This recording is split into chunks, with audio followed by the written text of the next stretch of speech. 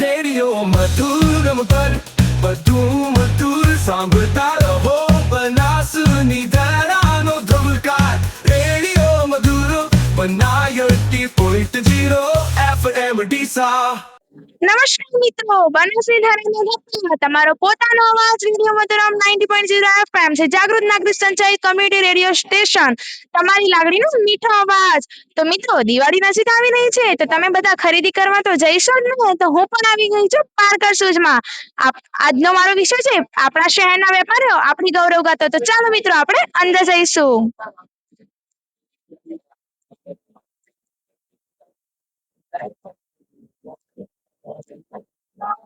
Sir, તમારું નામ જણાવો. મારું નામ અલ્પેશ ઠક્કર. ઓકે, તો તમે કેટલા વર્ષથી ધંધો ચલાવી રહ્યા છો? મને આ ઇન્ડસ્ટ્રીમાં થઈ ગયા છે 15 વર્ષ થઈ ગયા છે.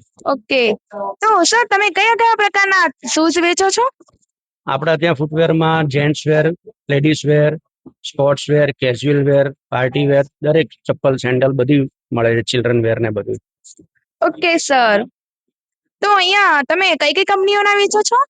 આપણા ત્યાં Skechers, Nike, Puma, Red Chief, Woodland, Columbus, Lexa, Calcetto, Action, ઘણી બધી કંપની છે. બધું રાખીએ છીએ. ફેમિલી ફૂટવેર છે ટોટલ. 1 વર્ષથી બાબાથી લઈ અને 100 વર્ષના કાકા સુધી બધું જ મળે છે આપણા ત્યાં. ઓકે સર, તો સર અત્યારે બધા ઓનલાઈન ખરીદી કરી રહ્યા છો, તો એના વિશે તમે શું કહેવા માંગશો? ઓનલાઈન થી 100% ફરક તો પડે જ છે, પણ અમારી ફૂટવેર ઇન્ડસ્ટ્રી હજી થોડી બાકાત છે. કારણ કે કસ્ટમરને જ્યાં સુધી ફૂટવેર હાથમાં લે અને પગમાં પહેરે નહીં ત્યાં સુધી સેટિસ્ફેક્શન થતું નથી. પણ 100% ઓનલાઈન ખરીદી ન કરવી જોઈએ. કોઈ બી વસ્તુ હોય, ફૂટવેર હોય કે રેડીમેડ હોય કે ઇલેક્ટ્રોનિક્સ હોય, લોકલ ખરીદી કરવી જોઈએ, જેનાથી બધાને ફાયદો થાય.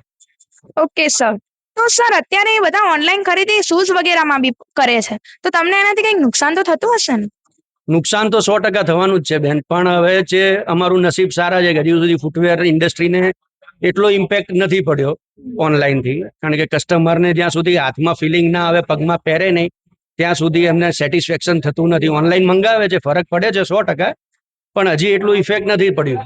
અમારા ગ્રાહકો અને અમારા શ્રોતાઓને શું સંદેશો આપવો જોઈએ કે ઓનલાઈન ખરીદી કરવી જોઈએ કે ન કરવી જોઈએ? ઓનલાઈન 100% ના કરવી જોઈએ. લોકલ જ કરવું જોઈએ. જાતે જવું જોઈએ અને જાતે જ ખરીદી કરવી જોઈએ. ફેમિલી સાથે બહાર નીકળો, ખરીદી કરો તો દરેકને ફાયદો થાય. તો મિત્રો, અલ્પેશભાઈના જણાવ્યા મુજબ આપણે ઓનલાઈન ખરીદી ન કરવી જોઈએ. જો ઓનલાઈન ખરીદી કરશો તો તમે તે વસ્તુ કેવી છે તેની જાણકારી નહીં મળે. Thank you. તો તમે અહીંયા શું ખરીદવા આવ્યા છો? શું જ ખરીદવા આવ્યા? હા, તમારું નામ? તેજાભાઈ રાઠોડ. ઓકે તેજાભાઈ, તો હું તમને એવું કહેવા માંગુ છું કે ઓનલાઈન ખરીદી કરવી જોઈએ કે ના કરવી જોઈએ? ઓનલાઈન ખરીદી ના કરવી જોઈએ અને ઓફલાઈન કરવી જોઈએ. એનાથી આ લોકોને થોડીક વધારે સપોર્ટ મળે અને એ પણ દુકાન ચલાવી શકે. ભાઈ, તમારું નામ? રમેશભાઈ ખત્રી. ઓકે રમેશભાઈ, તો તમે શું ખરીદવા આવ્યા છો? હું શું જ ખરીદવા. ઓકે, તો રમેશભાઈ તમે મને એમ જણાવો કે તમે ઓનલાઈન ખરીદી કરો છો, તો તમને ઓનલાઈન ખરીદીમાં વધારે રસ છે કે પછી અહીંયા દુકાને જ વસ્તુ લેવામાં વધારે રસ છે? દુકાને આવીને વધારે રસ છે. એક તો ક્વોલિટી જોવા બી મળે આપણને અને ફાયદો બી થાય.